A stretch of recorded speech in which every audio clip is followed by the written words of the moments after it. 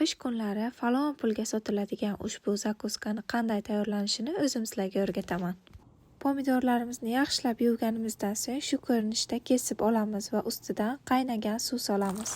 Qaynab turgan suv solishimizdan maqsad pomidorlarimizning po'sti issiq suvda ajraladi va siz po'stini ayirishda hech qanday qiyinchiliklarga duch kelmaysiz.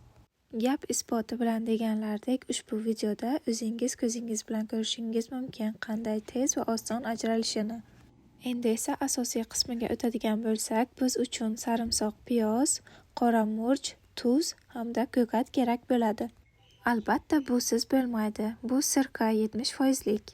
Zakuskamiz uchun ajoyib ta'mni beradigan ham albatta shu.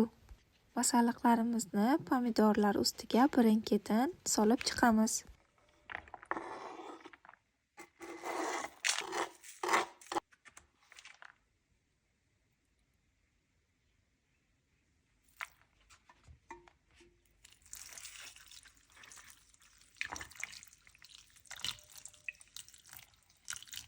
Ama nima qilyapti bu?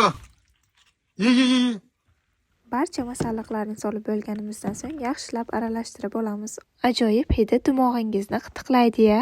Suvini tatib ko'rganimizda ozgina tuzi kam bo'lsa, yana qo'shimcha tuz solamiz. Bu zakuskani shunaqa qopqoqli konteynerlarda yoki bo'lmasam bankalarda qilib bir kunga xolodilnikka qoldiramiz. Kechki ovqatimiz bizda osh bo'lgani uchun bir kun emas, atigi 3-4 soat xolodilnikda qo'yib dasturxonga tortdik.